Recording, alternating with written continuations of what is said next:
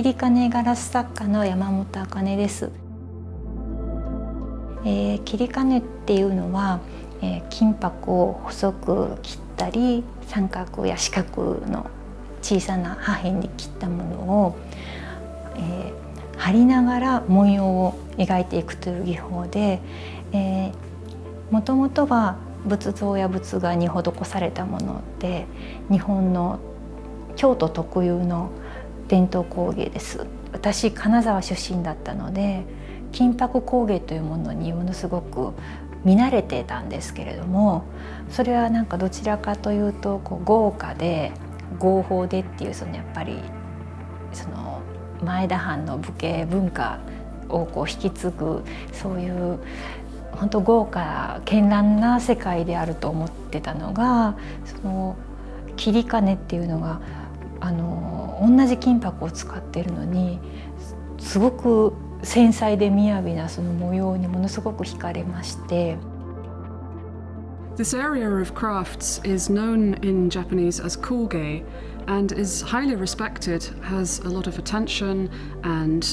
foregrounding in exhibitions, in museums and department stores, and pieces by these artists are sought after and command high prices. The traditional materials are largely ceramics, lacquer, bamboo, textiles, but there have been new areas developed, particularly in the last 50 or 60 years, and glass is one of these. Glass had been made in Japan for utilitarian purposes, but was not regarded as part of a craft tradition, as part of the koge area. And artists have been developing this in recent years and doing exciting and innovative things. Yamamoto is particularly interesting because she develops glass as an artistic medium, but incorporates traditional techniques, traditional craft practices. She encases these incredibly finely cut, delicately prepared strips of metal leaf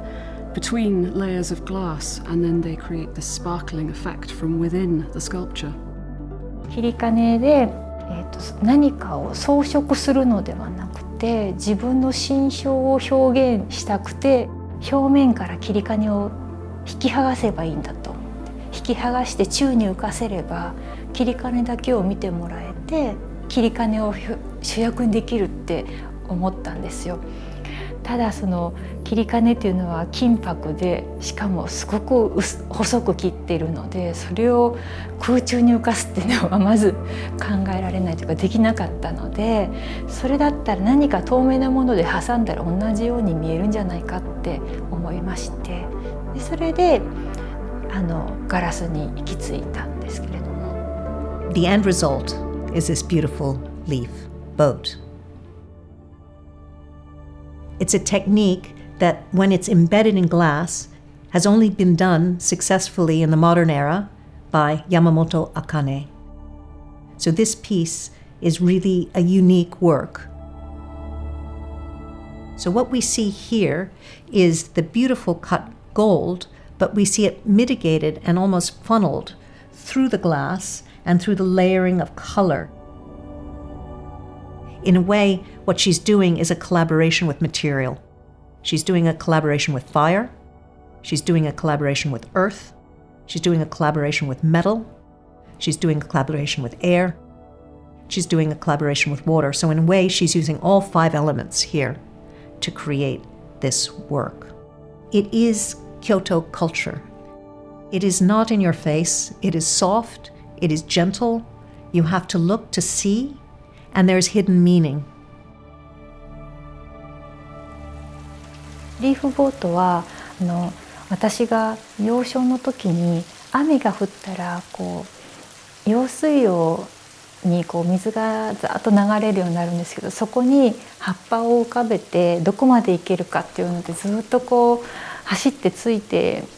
いった、そういう記憶がありまして、そういう遊びがすごい好きで、それが何で好きだったかっていうと、子供心にこの用水路を流れていく水が川にたどり着いて、川が海に出ていくっていうのを分かってて、この葉っぱがもしかしたら海まで行くかもしれないって、でそういうふうに私も漕ぎ出したいみたいな、そういう幼学校にそういうことを思って、その遊びがすごく好きで雨が降るのが楽しみだったんですけど、そういう情景がなんかすごく思い出されて、それで形になったのがリーフボートです。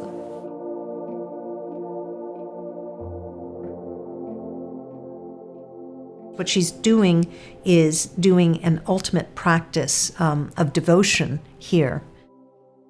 She has to, in a way, remove the noise from her life, from her work.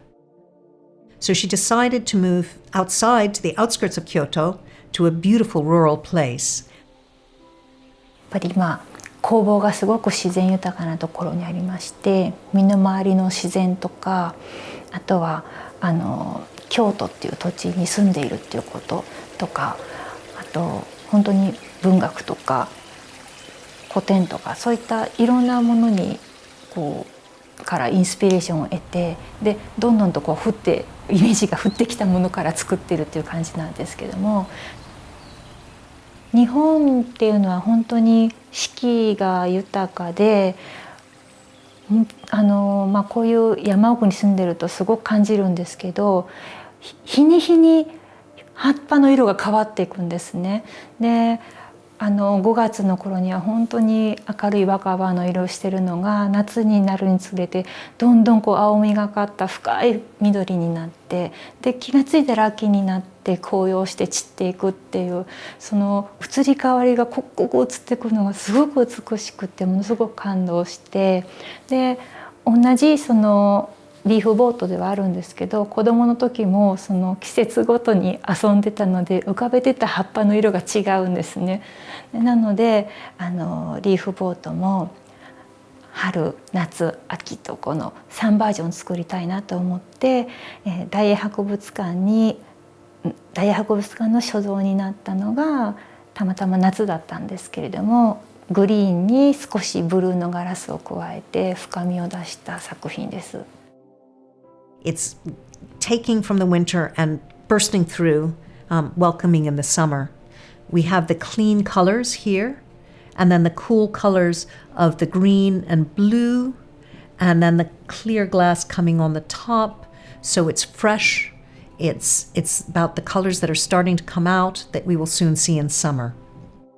What she does to create this, she creates the cut gold that we see placed here herself. That in itself is rare. What she does to prepare it is she takes this gold, beautiful, high-quality gold foil, and she has to heat it in a very specific way. Then she layers them on top of each other, and they have to fit perfectly. She cuts them using bamboo, in these very, very, very, very thin cuts.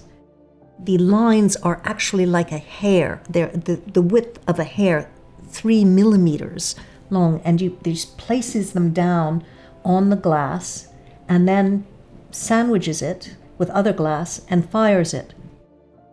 そういう微妙な火加減が必要になってきまして、それが本当に色ごと形ごと大きさごと変わってくるっていうところがありまして、で今までになかった技法なんで、もう全て自分で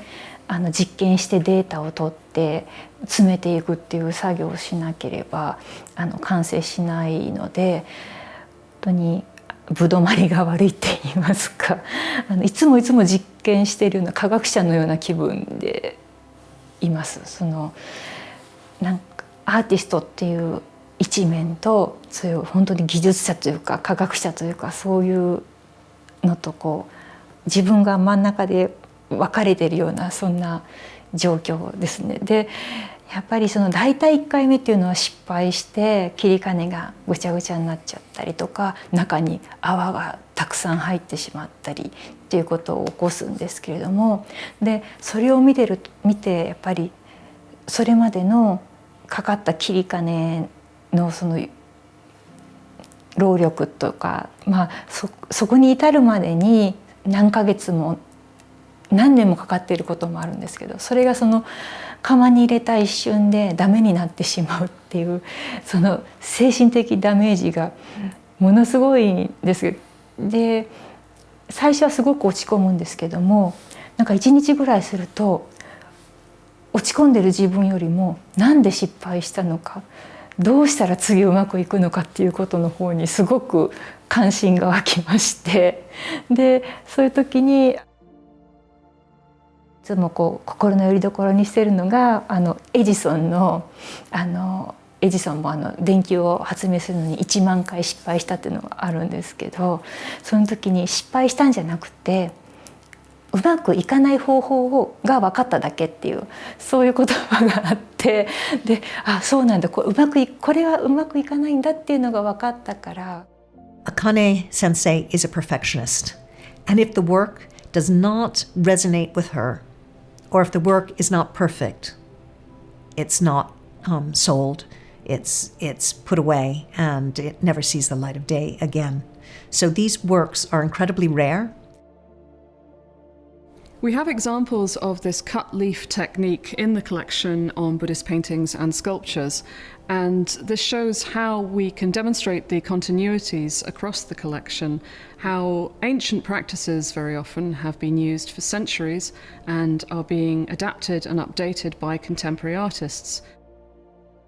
We will be developing the collections of contemporary crafts from Japan in the British Museum's collection in the coming years. We have rotations of the Mitsubishi Corporation Japanese galleries every 6 months, so I encourage you to come and see the latest acquisitions, the newest displays, including Yamamoto Akane's beautiful glass sculpture, Leaf Boat. ロマンある話だなと思って、すごく嬉しかったです。